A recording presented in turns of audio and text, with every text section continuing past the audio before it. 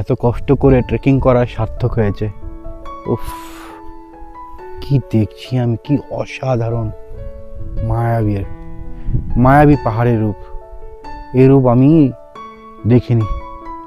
This is called offbeat bro, this is called offbeat. Offbeat অনেক করি, কিন্তু এটা হচ্ছে রিয়েল অফবিট। ওই পুরো পাহাড় থেকে না, মানে আমি যে হোমস্টেতে আছি সেখান থেকে নিয়ে এই ভিউ পয়েন্ট পর্যন্ত মাত্র 3টে বাড়ি বা 3টে পরিবার, আর কেউ নেই।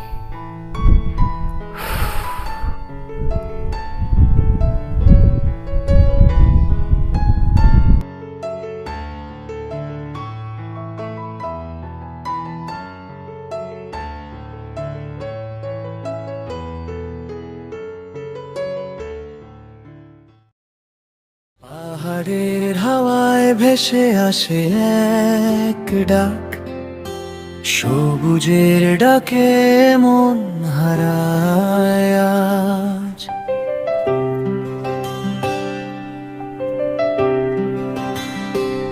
মেঘের চাদরে ঢাকা পাহাড়ের কোলে লুকিয়ে আছে স্বপ্ন এক গোপন তলে।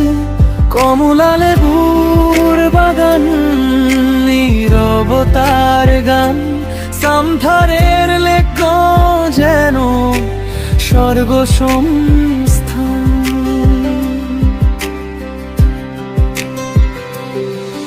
ইগলো কটেজটা ছোট্ট এক নীড়, প্রকৃতির মাঝে শান্তির ভিড়। হ্যালো এভরিওয়ান, আমি Amartya and welcome again to my channel Zindagi live with Amartya. Well, ব্লগিংটা আমার কোনো পেশা নয়, এটা আমার একটি হবি মাত্র। তাই আপনারা আমার এই চ্যানেলে দেখতে পাবেন প্রপার্টির আনবায়াস রিভিউ এবং ডিটেল টুর ইনফরমেশন। আপনাদের সঙ্গে আরও বেশি করে কানেক্ট থাকার জন্য একটা হোয়াটসঅ্যাপ গ্রুপ বানিয়েছি, ডিসক্রিপশনে তার লিঙ্কটা দিয়ে দিলাম, চাইলে জয়েন করতে পারেন।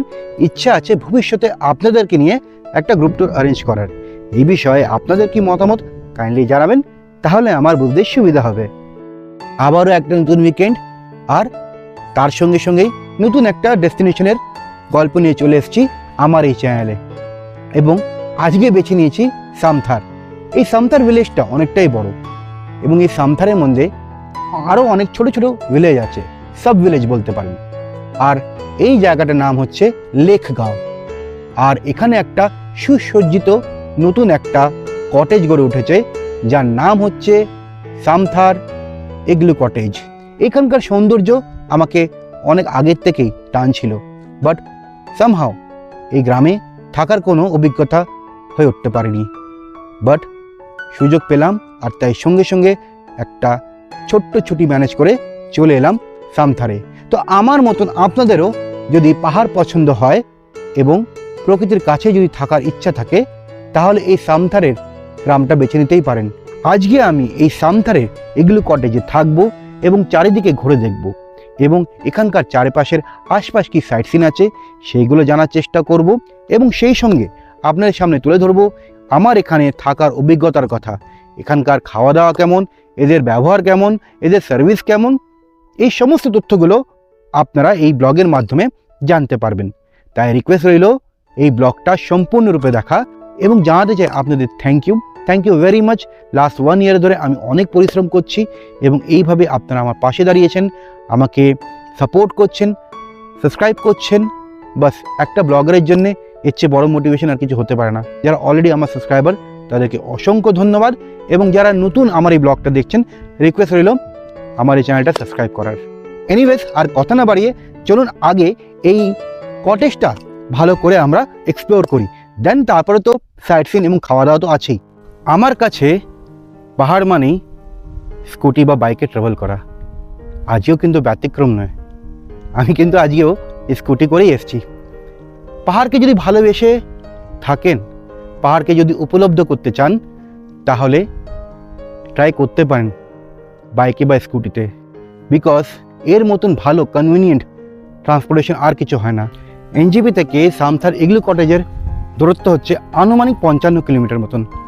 আসতে সময় লাগবে এই 2.5 থেকে 3 ঘন্টা মতন। আপনারা আমার এই যে পিছনে যে রাস্তা দেখতে পাচ্ছেন, এই রিসর্টে আসার এটাই হচ্ছে রাস্তা। এই 700 মিটার মতন এটা একটু অফ রোডিং রাস্তা আছে। আমি স্কুটি করে অনায়াসেই চলে এলাম। আপনারা যদি বাইক বা 4 হুইলার নিয়ে আসেন তাহলে তো কোনো অসুবিধাই নেই। চারিদিকে শুধু গাছ আর গাছ, আর একটা মিষ্টি শব্দ, বাতাসের শব্দ, যা পাতার সঙ্গে বাড়ি খেয়ে একটা মিষ্টি একটা সুন্দর গান শোনাচ্ছে। আমার তো খুব ভালো লাগছে, কারণ এখানে কোনো আওয়াজ নেই, শুধুমাত্র আমার আর এই পাখির আর এই গাছগুলোর পাতার আওয়াজ শুনতে পাচ্ছি। অসাধারণ কিন্তু লাগছে। এই রাস্তাটা এসেই আপনি দেখতে পাচ্ছেন একটু ছোট্ট করে জায়গা আছে, যেখানে 3-4টে 4 হুইলার ইজিলি চলে আসতে পারে এবং সাইডে কিন্তু বাইকও রাখা যেতে পারে। আমি আমার স্কুটিটা ওখানে রেখেছি।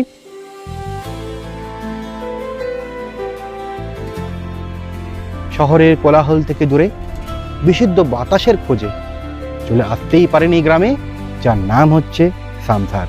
পাহাড়ের হাওয়ায় ভেসে আসে এক ডাক, সবুজের ডাকে মন হারায় আজ। যে এখানে মোট 6টা কটেজ আছে এবং প্রত্যেকটা কটেজের কিন্তু অ্যামিনিটিস, ফ্যাসিলিটিস, সার্ভিস সব হুবহু এক। চাদরে ঢাকা পাহাড়ের কোলে লুকিয়ে আছে স্বপ্ন এক গোপন তলে।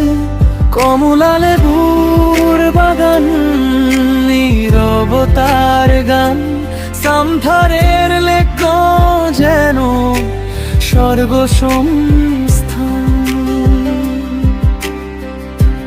একটা গ্রাম অপরূপ সুন্দর। ইগলো কটাজটা ছোট্ট এক নীড়, প্রকৃতির মাঝে শান্তির ভিড়। সকালে রোদে সোনালি রং, মন বলে এখানেই থাকি অনন্তক্ষণ।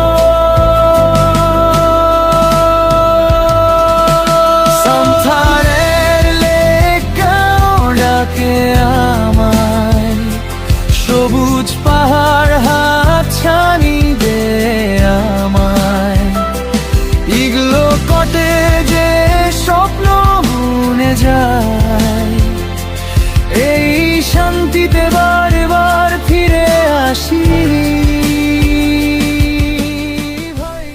অসাধারণ ভিলেজটা, মারাত্মক, না আসলে মিস করে যেতাম। আমি কি বলবো, যত দেখছি এই গ্রামটার প্রেমে পড়ে যাচ্ছি।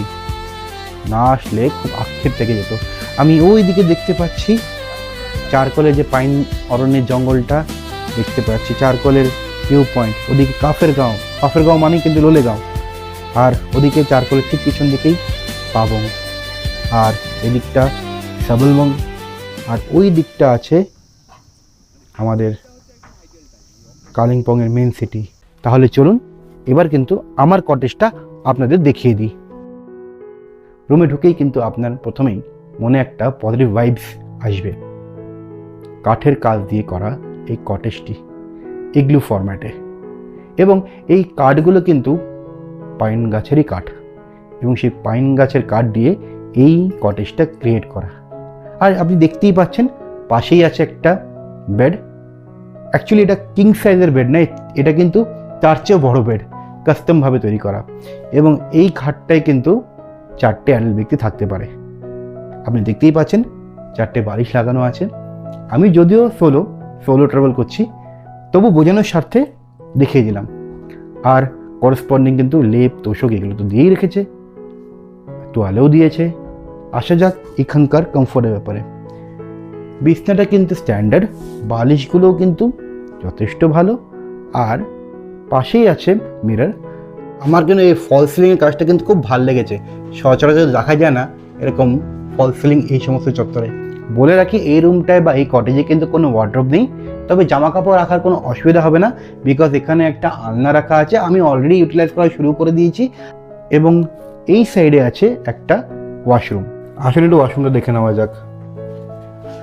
তো সামনে দেখতে পাচ্ছেন একটা মিরর আছে, হ্যান্ড ওয়াশ দিয়ে দিয়েছে। এখানে আছে বেসিন, এখানে বালতি, মগ, হট অ্যান্ড কোল্ড জলের ব্যবস্থা, শাওয়ার, এদিকটা আছে গিজার, আর ভেন্টিলেশনের ব্যবস্থাও আছে, কিছু টুকটাক জিনিস রাখার জন্য তার ব্যবস্থাও করা আছে, এবং ওয়েস্টার্ন কমোড। আর যথেষ্ট পরিষ্কার কিন্তু বাথরুমটা। যিনি ওনার আছেন উনি কিন্তু যথেষ্ট যত্ন দিয়ে কিন্তু এই কটেজগুলো বানিয়েছেন। কেন বলছি, বিকজ ওয়াশরুমের গিজারটা জ্যাগুয়ারের, বাকি যে আইটেমগুলো আছে সেইগুলো সব হিন্ডওয়্যারের। তো খুব কস্টলি প্রোডাক্টই কিন্তু ইউটিলাইজ করা হয়েছে এই কটেজে। তো এই আর কি, জাস্ট মানে বললাম তো, একটা positive vibes, feel good factor আপনার মধ্যে আসবে যখন আপনি এই কটেজের ভিতরে প্রবেশ করবেন। অনেকদিন ধরে ইচ্ছা ছিল একটা কটেজ রুমে থাকার, এবং একটু লাক্সারিয়াস কটেজ। আগেও থেকেছি, কিন্তু একটু লাক্সারিয়াস টাইপের কটেজ খুঁজছিলাম। অনেক রিসার্চ করলাম, রিসার্চ করে করে একটা কটেজ বার করলাম, যার নাম হচ্ছে সামথার ইগলু কটেজ। অ্যাকচুয়ালি কটেজটা অনেক আছে, কিন্তু বাজেটের মধ্যে হওয়া দরকার।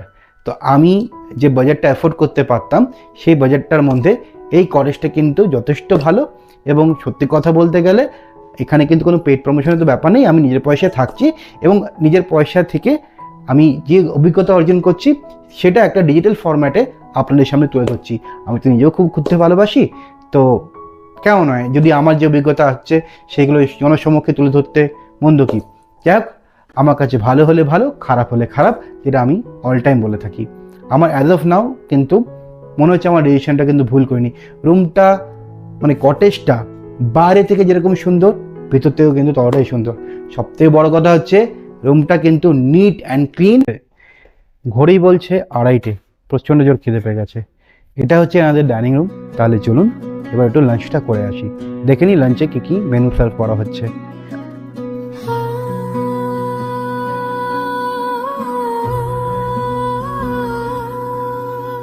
ঝুড়ি ভাত, রাইস, শাক, আলু এবং স্কোয়াশের একটা তরকারি, এদিকে আছে মুগ ডাল, এদিকে আছে পেঁয়াজ এবং লঙ্কা, মাছ এবং চাটনি, পাঁপড়। এখানে কিন্তু অন্যান্য হোমস্টের মতন দুপুরবেলা ডিমের কারি দেওয়া হচ্ছে না, এখানে দেওয়া হচ্ছে মাছ। আর তার সঙ্গে আপনাদের এটাও জানিয়ে রাখি যে এখানে কিন্তু বাঙালি একজন শেফ আছেন, তিনি কলকাতার।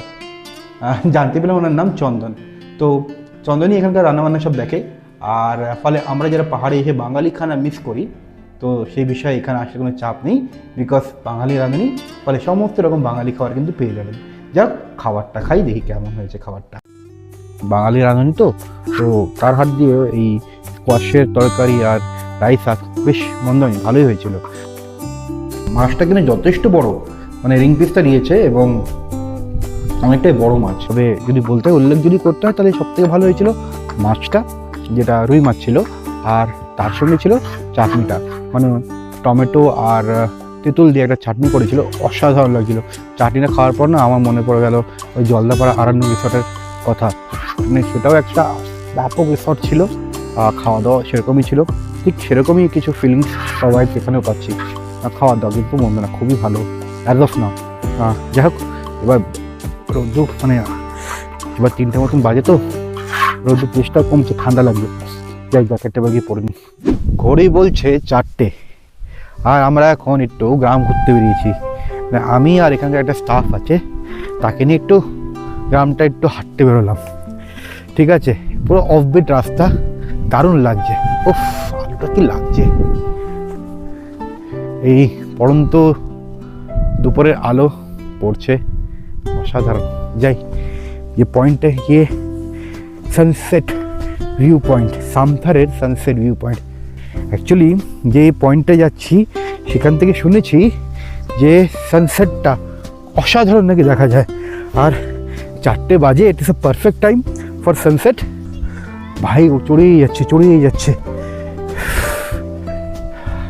কিন্তু ওই যে পড়ন্ত রৌদ্র, ভিউ পয়েন্টটাকে দেখতে হয় ভাই। কষ্ট হচ্ছে, বাট কষ্টের পরেই কেষ্ট মেলে। যতখানি পারছি এক্সপ্লোর করে নি, क्या पता कल होना हो, आज तो हो रहा है तो होने दो। ভিউ পয়েন্টের আগে একটা জায়গায় এসে দাঁড়ালাম, কি বলবো, মানে একটা অন্যরকম ভাইবস হচ্ছে, মানে শরীরে কাঁটা দিয়ে উঠছে। কি সুন্দর জায়গাটা, মানে সিনিক বিউটিটা এতটা সুন্দর কিছু বলার নেই। উফ, অসাধারণ ভাই, অসাধারণ। কে রে, তুই তো আমাদের সঙ্গে বেশ ভালোই ঘুরতে চলে এলি এত অপর পর্যন্ত। হ্যাঁ, আরো যাবি? ও ভাই কোন জায়গায় নিয়ে এসছে, ওরে মারাত্মক মারাত্মক, কি বিউটি রে ভাই, কি বিউটি। ও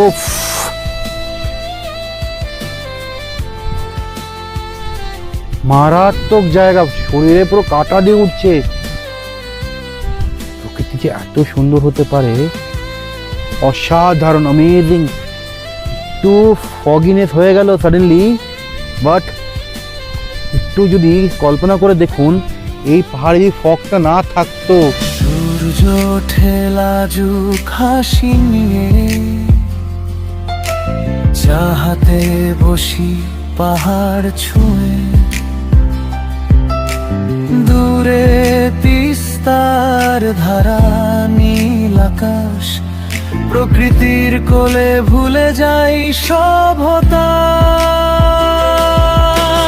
রাতের আকাশে তারার মেলা, মনটা হয় যেন শিশুর খেলা, আগুনের পাশে গল্পের সুর। যতই বলবো না জায়গাটার ব্যাপারে কমই মনে হচ্ছে, খুব তৃপ্তি পাচ্ছে, মনটা খুব ভালো হয়ে গেল। ও মানে ব্যাখ্যাবিহীন, অসম্ভব ভালো, অসম্ভব ভালো। সুন্দর একটা গ্রাম, সামতারের লেক গাঁও, এখনো আনটাচ, আনকোরা, অসাধারণ। এই অনুভূতি আমি ব্যাখ্যা করতে পারছি না, আমি অনুভূতি প্রকাশ করতে পারছি না। অসাধারণ অসাধারণ, অনেক কষ্ট করে করে কিন্তু জায়গাটা কিন্তু খুঁজে বার করেছি আপনাদের জন্য। রুমটা কিন্তু ভালো সাজিয়েছে বলতে হবে, বেশি গ্যাঞ্জাম নেই, কিন্তু বেশ সুন্দর লাইটিং ওয়াইটিং দিয়ে, ফল সিলিং দিয়ে বেশ ভালোই সাজিয়েছে কিন্তু, এই কথা বলতেই হবে। এবং প্রশংসা করতে হয় মালিককে, যে আইডিয়া বা যিনি এই থিমটা ডিজাইন করেছেন, ভালো, খুব সুন্দর লাগছে, আমার ভালো লেগেছে। মানে এই দামে এর চেয়ে ভালো আর কি হতে পারে, ভালো। বাইরে এত সুন্দর একটা মিষ্টি বাতাস বইছে, ঠান্ডা ঠান্ডা ভাব, কিন্তু এটা কষ্ট দিচ্ছে না, ভালো লাগছে। আর এরকম একটা ঠান্ডা মরশুমে একটু হালকা এখানকার মোমো, থ্যাংক ইউ দোস্ত, মোমো বহুত আচ্ছা মানে।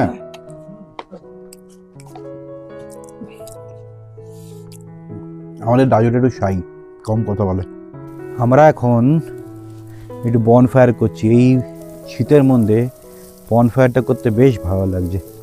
যেহেতু আমরা আজকে বারবিকিউ করছি, ফলে বনফায়ারটা এমনি কমপ্লিমেন্টারি হয়েই যাচ্ছে।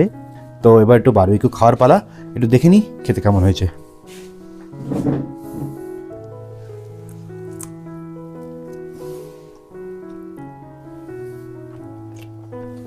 সুপারব, অসাম বানিয়ে যায়। যদি আপনি 1 কেজির করেন বারবিকিউ, সেক্ষেত্রে দাম পড়বে 1200 টাকা।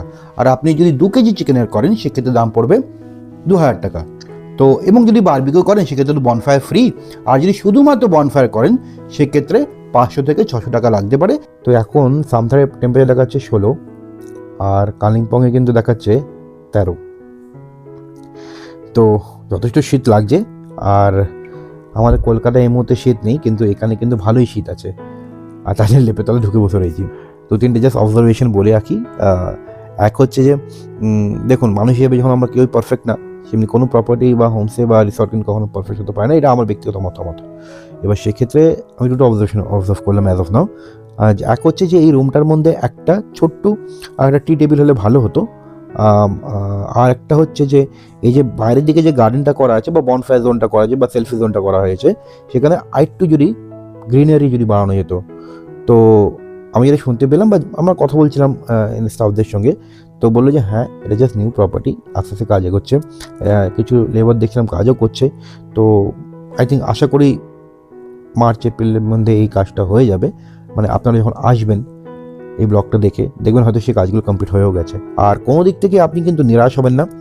রুমটা যেমনি আউটসাইড থেকে ভালো, এরিয়াটা যেমনি খুব সুন্দর লাগছে, আউটসাইডের যে পরিবেশটা সেটা যেমনি ভালো, এবং সেই সঙ্গে সঙ্গে ইনসাইডের লুকটাও কিন্তু যথেষ্ট ভালো। আর যে অ্যামাউন্টে এবং যে দামে এই রুমটা কিন্তু গেস্টদেরকে সার্ভ করা হচ্ছে।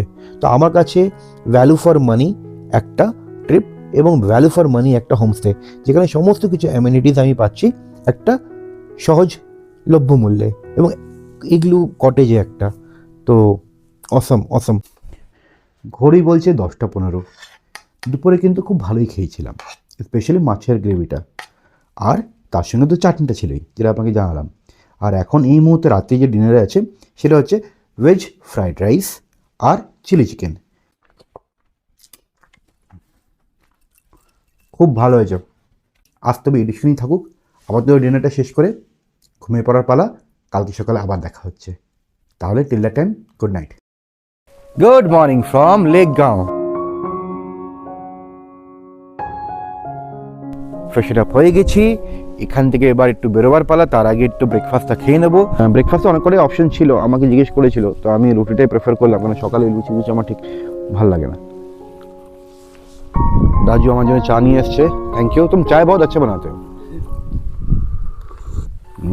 এই মোর দেন 24 আওয়ার্স কি সুন্দর যে কাটালাম সেটা ব্যাখ্যাবিহীন, অকল্পনীয়। খুব সুন্দর একটা মুহূর্ত সময় এখানে স্পেন্ড করলাম। আর জানিয়ে রাখি যে এনাদের স্টাফরা যথেষ্ট ভালো, এবং সমস্ত রকম যে সমস্ত একটা ভালো হোমস্টেতে যে সমস্ত অ্যামিনিটিস থাকা উচিত সব কিছুই আছে। আপনি নিরাশ হবেন না। আর ট্যারিফটা যদি বলি তাহলে আমার তো খুবই নমিনাল লাগলো। যদি আপনারা 4 জন থাকেন সেক্ষেত্রে এর ভাড়াটা পড়বে 1400 টাকা করে প্রতি ব্যক্তি।